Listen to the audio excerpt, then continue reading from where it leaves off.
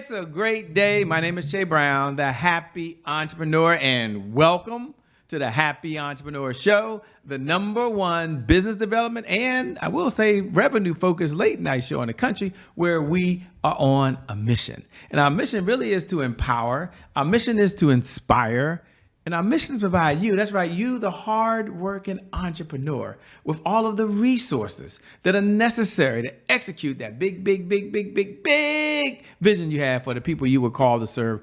On this episode, we have the one and only Saran Baker. She's in the building. She'll be talking about unlocking your wealth, really reclaiming your financial power. I mean, this is a conversation around money and power. I guess they go side to side, don't they? What's going on, Saran? How you doing?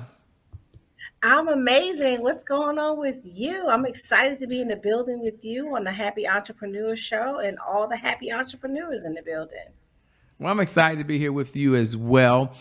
This is, I think, probably the second most powerful conversation you can have, right? There's health that you need in your life. And right next to that is something called wealth, right? And then this is a loaded question. We were in the green room before we came on, but I'm curious on why we're still focusing and having this conversation around wealth and creating wealth when folks have all the apps they need in the world, so they should be able to follow the money, know where the money's coming from. They've got AI, by the way. They can go to AI on any given day and say, well, tell me what I should be doing. And AI will tell them exactly what to do. Yet there's a number of folks today that are still struggling with creating wealth and regaining their financial power. Why are we still having this conversation? My answer is going to surprise you because it's not a financial answer at all.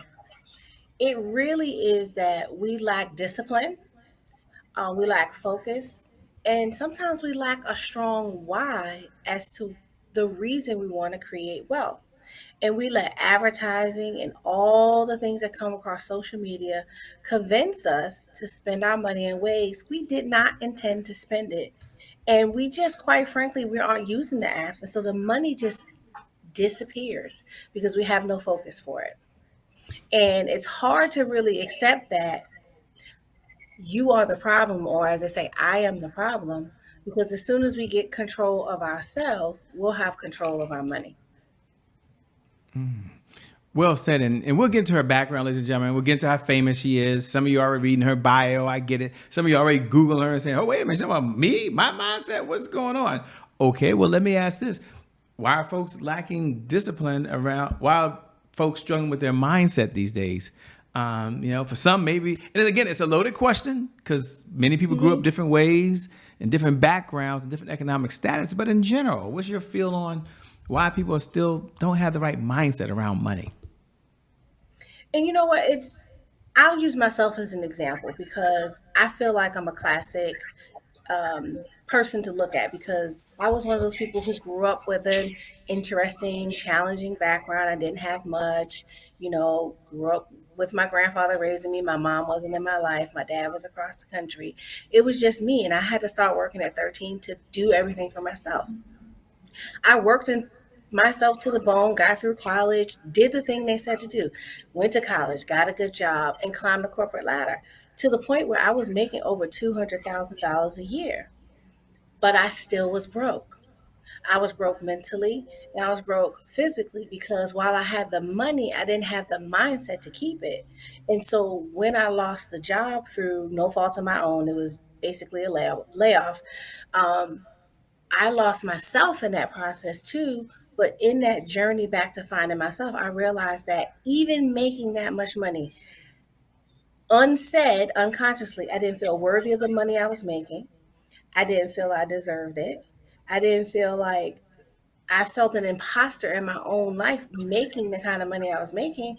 And I know I'm not alone because this resonates with so many people when I talk to them because we're unconscious of it until it becomes real. And so when you don't think that you're worthy of money, what happens is when you get it, it disappears. I always use the analogy that money is energy, right? And unfocused money will disappear just like the air that's surrounding us, that's energy that you can't see because it's not focused. And because we feel uncertain or we feel what I call chaos internally, what happens is when the money comes, it disappears. It's like that big bonus that hits. You don't have a plan for it. And you look up a week later and you're like, what happened to the money? I got a $5,000 bonus, $1,000 bonus, or even a tax refund. You get this lump sum, but because you didn't have a dedicated, focused plan for that money, the money disappeared. And money doesn't stay where it's not wanted, right? It's like, people who feel unwanted, they go away. And so we can unconsciously push money away from us through our thoughts, actions, and behaviors. And oh, by the way, the words that we use. Because if someone says, I don't answer questions from people, they say, hey, if they ask me for money, I never say I don't have it. I just say no, because subconsciously we start telling ourselves we don't have it because maybe we're trying to get rid of this person or we don't want to participate or whatever it is. Now our subconscious says, oh, we don't have any money, but well, if this money's in this bank account, let's make sure there's nothing there. Let's even it out. It tries to get you back to what you say you are. So if you feel like, I don't have enough money, or money doesn't go in trees, or money's hard to earn, or I'm never gonna have anything, and you say these words, even if you're at high learning, you're always gonna get back to balance because your subconscious says, let's make it true for you. And so that's where a lot of the challenge comes in. And so when people wonder why they don't have money, I always ask them to pull the last 3 months of their statements from their bank account and categorize it. And that will tell you what you believe about money, and that'll tell you what is important to you. And so if you tell me that, say, travel is important to you, and you pull your last 3 months of statements and you have zero travel on there, who are you lying to, me or yourself? I love how you address the heart of it, and it sounds like you're saying the answer is inside of you. You started giving us a peek preview, a little bit of who you were to help drive this mindset. We'll slow down for a moment. Folks would love to know your backstory. You did like hey, I didn't come from a lot, but I did a lot, but I'm not this. Take a moment, if you would, for those folks that don't have a chance to read your bio. Someone's in the kitchen cooking right now, and they might be just listening in. Thank you for listening in, by the way. We appreciate you. Without you, there's no Yeah. show, by the way. Or someone's listening to the podcast right now. Someone listening to a replay. It's just playing in the background. They're like, whoa, who is this Saran Baker? What's her story? And the question, Saran, what was that defining moment that led you to be on this path that you're on now? And it wasn't a date, right? The defining moment, a lot of people are like, oh, on this date, it was the thing. There was no date. It was me come into a place, a very dark place, and what they say, rock bottom moment of really just finding out, like, you know what? If I don't fix this, if I don't understand what finance about, what it means for me, how I can use it as a powerful tool, how I can use it to build legacy, how it controls my mindset, how I can go into spaces and claim my spot unapologetically, then that was a defining moment. And during that period, it was really during the time that I was laid off, because I felt like, and if anyone's been laid off, tell me if you can relate to this, because when you've been doing a job for so many years and you've put your all into it, you've done the midnight shifts, 2, 3 in the morning, you're getting things done, you're killing it, and you lose the job, regardless if necessarily it didn't feel good, but it's like, who am I now that I'm not doing this thing or doing this role, right? And then when I looked up, I saw that there were other women who looked like me who also didn't understand their value and their worth because they were going through a dark moment. They had found rock bottom. And at that moment, I said, not only am I going to learn to master finances, I am going to build myself back to a place that I had never been before. I'm going to outdo anything I've ever seen in my life to be incredibly wealthy and financially stable. And then I got the call to teach what I had learned, because I didn't initially set out to share. I was just trying to fix me, right? I was just trying to say, you know what? We're not going to let any of these backstories, we're not going to let the past keep me from anything. And I was going to move forward. And so, to give you just a little bit of the backstory, and I don't often share this backstory very much, but at the end of the day, I grew up on my own. I graduated college, and 6 months after I graduated, my mother was killed in a car accident. I'm the oldest of eight. And at that moment, I paid for her funeral. Afterwards, I became the guardian of two of my siblings because four were under the age of 18. The other two went to my aunt because there was no way I could do four. But I was 23 years old. And so at 23 years old, I had to figure out how to not just live on my own, but I had to figure out how to provide for a 10-year-old and a 5-year-old and make it happen unapologetically without question, which is why I was so successful in my work. And at the time I was laid off, the kids were grown, they were off at college. But now I'm like, who am I? Because now I'm no longer this parent and I'm no longer the person at the job that I was working at. And so now I'm in a place of who are you now and what's your why and how are you going to move forward? And that's why that moment was pivotal because it built the momentum and the trajectory for me to go after more things that I didn't even know was available to me in the entrepreneurial space and to really be serious about entrepreneurship and to become the financial educator, to become the person that helps people with their building tax-free retirement, building up college funds, getting out of debt. I just recently started a financial academy, where women are coming every week and where we're going into deep dives in their finances. But I wouldn't have been able to do any of that had I not taken a deep dive within myself, right? Had I not gone to the dark corners of my life and said, it's okay. This is a lesson. You can leverage this. Nothing is bad. You can make this happen, right? And learn enough to do not just for myself, but to allow the masses to benefit from my education and my background. Powerful story. Thanks for sharing. Thanks for being authentic. And I'm glad you're now on this path of helping other folks really achieve not only financial power, but have wealth. Let's talk to two type of individuals we have before we get into maybe a challenge you had. One, let's talk to the person that's like, hey, Saran, I like what you're saying. I'm in a place where I just need to get 6 to 12 months in the bank. Do you have one or two Mhm. suggestions for me? And we'll just say to that person. There's no easy answer. I know it's not a counseling session, but they talk to them, and then we'll come to the other person. It's like, hey, I got 6 to 12 months. We'll do that secondly, and I'm just trying to let my money grow. I know you're not a Yeah. financial advisor or anything, but what are some things you're seeing in the market? So let's first talk to the person that just got to get the first 6 to 12 months in the bank so they can get what I call stability going on. Yeah. My favorite thing to do is to set up a separate account. That's the first thing, right? Set up a separate account and name the account, right? You wouldn't have a baby and not give it a name. So name your money, give your money a purpose, let it stand up, and you can call it, we can call it Saran Super Saver account or whatever your name is, but give it a name. Most banks allow you to give accounts nicknames, so that account has a purpose, right? And then you're going to go back to what I said with the 3 to 6 months. Pull 3 to 6 months of what you've already spent, where you've used your money already this year, right? And pull the credit card statement too, because that is a big indicator as well, because we are all slowly but surely going broke due to paying high interest on credit cards. And so once you have that spreadsheet, you can sort it, categorize it, and take a hard look and don't judge. There's the video says we listen and we don't judge. Pull the data and don't judge. Pull the data and make a decision. Pull the data and decide, okay, well, maybe I'm not going to eat out every day 3 times a day. Maybe I'm not going to get delivery meals all the time. I'm going to go from 7 days a week to 1 day a week. And all that money I was spending, I'm going to redirect that to my Saran Super Saver account, right? Because you can get really aggressive about it. And I know a lot of people want to come for the fancy coffee. I mean, I don't know why. I love coffee. So just, figure out a way to do it.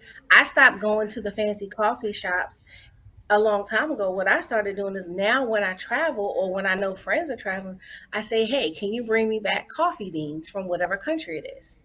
Because now not only do I get high quality coffee, I get the beans and I'm not spending the money weekly, but now I'm still enjoying the same delicacy in a different way at a higher level, right?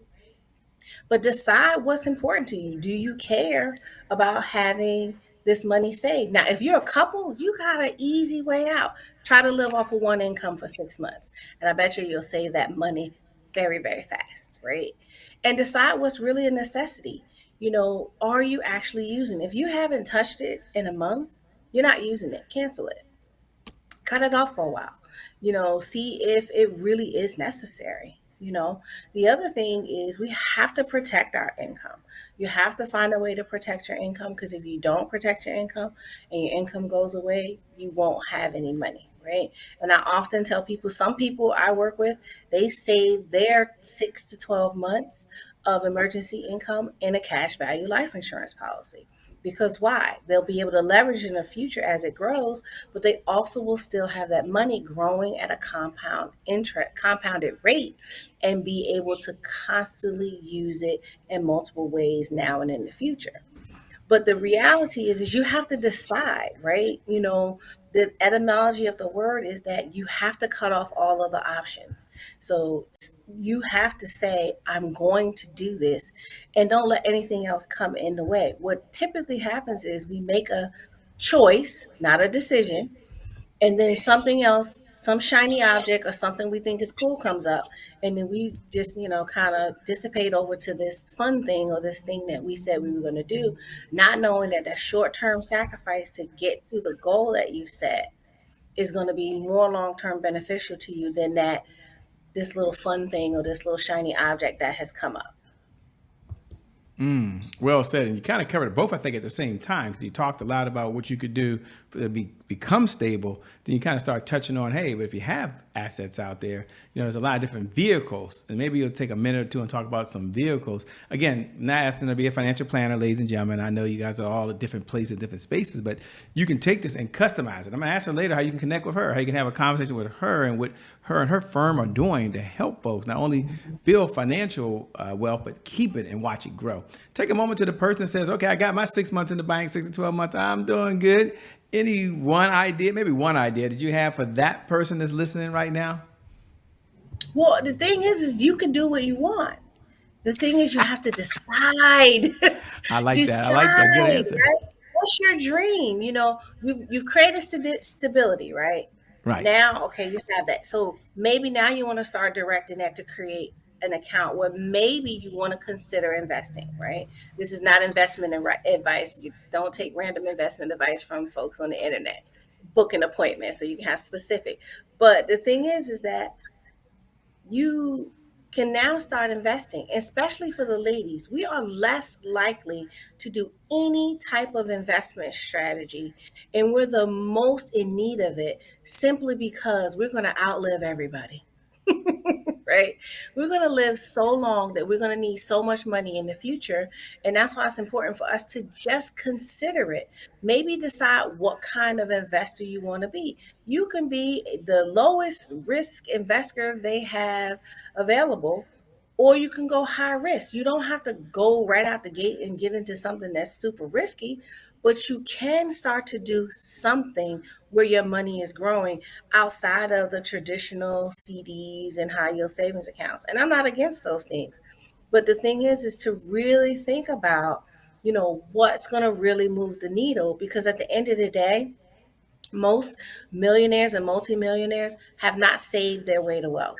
They've invested, they've started businesses, they've been strategic, they found ways to solve problems for people so people will pay them so that they can exponentially grow their money. And the reality is a lot of us are so fearful to move forward that we make the one mistake that we don't think about, and that is, oh, this might be a get rich quick scheme. Well, why do you want to get Mm. rich? I don't know about you. I don't want to get rich slow, because we have to start thinking about the things that we're doing. And nobody's saying just jump on everything that comes across your desk, because everybody's emailing you, everybody's texting you. I can't, I probably get 5 offers in my phone today. I don't know who gave these people my phone number, but they're not legitimate offers.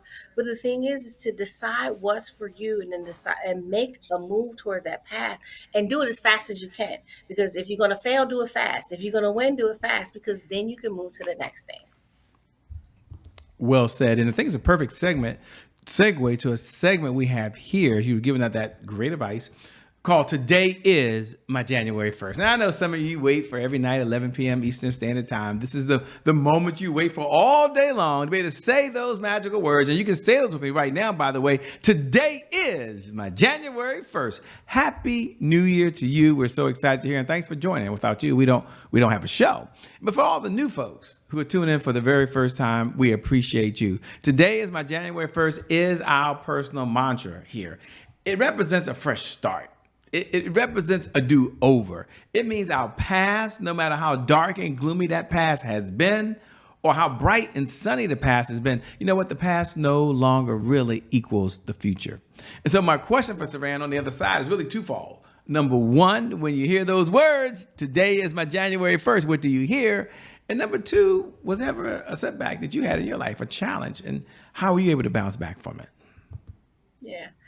I love that today is my January 1st mantra because it's like when you open your eyes every day, if you consider that January 1st, just that feeling of January 1st, depending on where you live, where you're watching it, it's probably a little cold outside. You can smell the brisk coolness of the air. You can feel the chill. You can see the darkness because, of course, it's still dark when you wake up, but it feels like newness. It feels like recreation.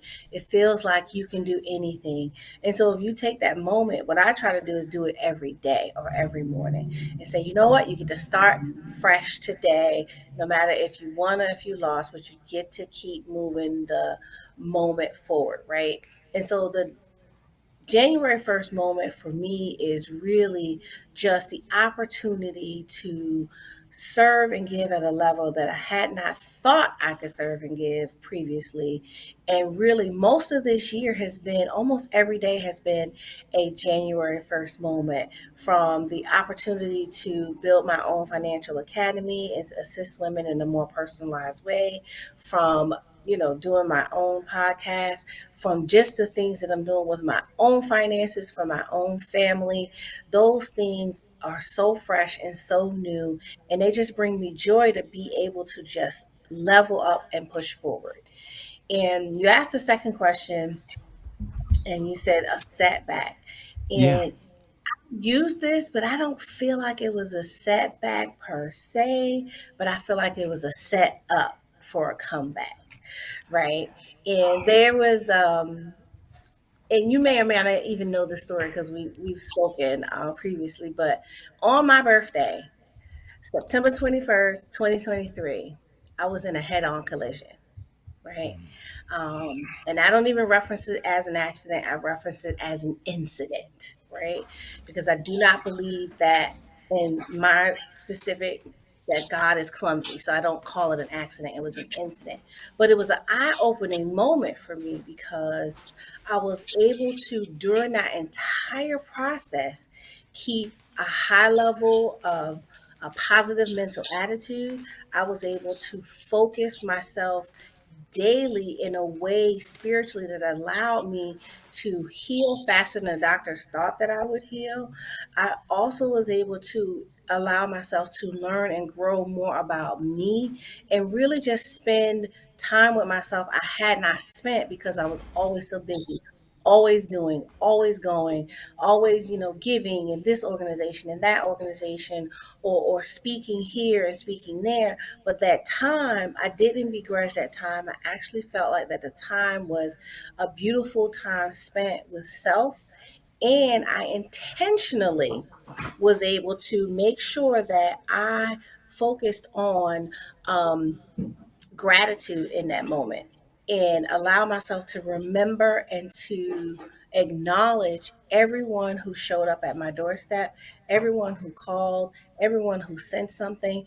And I kept a list to remind myself how many people were there for me in the gap, how many people were able to um, assist me when I couldn't, because I couldn't walk most of the time, right? Um, and not on my own. I couldn't do it unassisted. But that moment just really taught me and reminded me of how blessed I am and how much of a community that I've built here in the Maryland, DC area where I've been, since I graduated college. But every time I look at the list, and I still have it in my phone, it brings tears of joy just to remind me that I am never alone, even when I might be in a room by myself.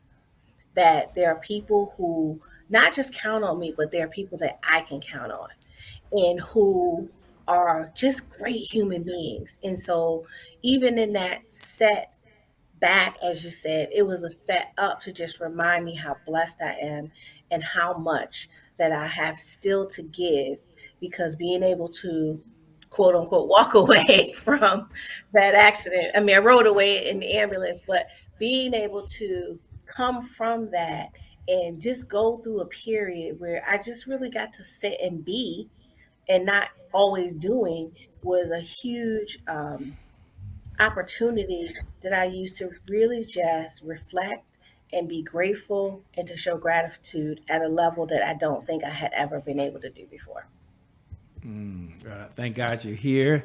You're confident. We can hear you, and you can still do the good work you're doing in the world and helping folks reclaim their financial power and have the wealth that they truly deserve. So thank you for all that you do. You know, one of my favorite questions to ask when we have a few minutes, we got a couple of minutes now, and is what's one of the best pieces of advice you've ever been given? I like to frame it for the audience so they're aware you're not coming off the mountain with the 10 commandments or anything, but you've had life experiences. You've had a chance to read more books than you can remember these days. You've probably worked with more mentors than you can recall. You've had a chance to watch movies and do trainings and so much stuff. But if you had to step back and say, wow, this is one of the best pieces of advice I've ever been given that you want to pass with the audience, what is it and why? I recently heard it in a different way. And so, but it's great advice. I heard this from a gentleman, William E. Bailey, and I believe he was one of Jim Rohn's teachers, if I'm not mistaken.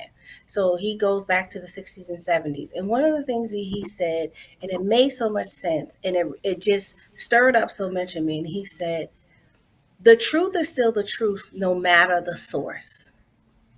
And that resonated with me because so often we judge the truth because the messenger has issues, or the we don't like the messenger, or we don't like the way it has come to us. But truth is still truth. And that is the most powerful thing that I think that I've been able to resonate with, because it doesn't matter if you say it, if I say it, if 15 other people say it, or if the man walking by, you walk by on the street who may be unhoused says it. If it's the truth, it's the truth. And so we have to learn to really learn to accept the truth no matter the source that it's coming from, and decide what we're going to do with that truth. I think we don't understand that we get to choose, or we get to decide how we use that truth that is in our lives. I think most people have this blanket recipe of how everybody should live. Well, if that were true, we'd all be the same. And that'd be kind of boring, I think, anyway. That'd be kind of boring, right? That's like me Yeah. telling you, you doing your podcast, if you don't do it exactly like I do it, then it's wrong. And that's not true. But understanding that the source of the truth doesn't change the truth. And I believe that that is a profound statement. And you can apply that to your finances. You can apply that to your mental health. You can apply that to your physical health. The truth is the truth. You just get to decide what you do with it. I love it, by the way. The truth is the truth. It doesn't matter where it comes from. It's still the truth. As we come down the home stretch, really a two-part question. Number one, what type of clients are you looking to work with these days, if any? I'm not sure if your firm's taking on any clients. And number two, where can folks best connect with you? What website? Where should they go if they want to stay in this conversation over and beyond the time that you and I have now? Oh, yeah, great. Well, I work with clients in my academy now. So that's the way most people are meeting with me. And I'm due an academy every 8 weeks. And so I'll be taking applications in about 2 weeks for people to join the academy. I try to keep the class to about 10 people because I want to be able to provide personalized service to each person, because we meet a few times during the academy one on one, and then we meet in a group. The best way to reach me or to follow me is to hit me on Instagram. I'm on Instagram as the real Saran Baker, and I post there pretty regularly. And the big thing is I post information over there for you to get access to me but I also do live videos from time to time on Instagram where I share different pieces of knowledge on finance that you can use to continue to educate yourself. And I want to be clear, it's not for you to make a decision because too many people are getting their advice from videos from people who have no idea about their finances. And it sounds good because it sounds like it applies to you. Well, it's not individual advice. And so it's not a good idea to take individual advice from a video that's intended to educate you to get you to move to meeting with either the person doing the video or someone in that line of work to assist you. We want to be more vigilant about being um, okay with getting in touch with someone and procuring their services because everything isn't free, but it may be the best information you pay for to get your finances to the next level. So just be clear that there are videos. Shay's doing video. I don't think Shay expects you to take advice from his video. He does expect you to garner more information and feel more educated and empowered and reach out to him if you need more assistance, right? Yeah. Individual assistance. So that's the most important thing. But yeah, I'm the real Saran Baker on Instagram, and you can find me on Facebook too at just Saran Baker, and I'm on YouTube too at Saran Baker. So you can find me all those places. There you have it. The real Saran Baker is in the building. Let me say thank you so much for being on the Happy Entrepreneur Show. She's someone I got a chance to meet, someone that I know, someone I'm bringing bread with, and she's an amazing person. So can't wait to have you back again soon. Thank you so much. Thank you for having me. I would love to come back. I appreciate you, and I have admired your work since we met 100 years ago. Seemed like it was just yesterday, 20 years ago at Howard University, when you were part of another Yeah, group over there, by the way, which was just super amazing, by the way. How long ago was that? Yeah, right. National Sales Network Group. Yeah, about 20 years Yep. ago. With that being said, I still look the same and you look even better. Come on, somebody. With that being said, thank you so much for joining all of you. I never get tired of reminding you every night at 11 p.m. Eastern Standard Time, no matter what's going on in your life, by the way, whether you're doing really, really well and you're going to that next level of success, or you've been hit with a punch that you never saw coming.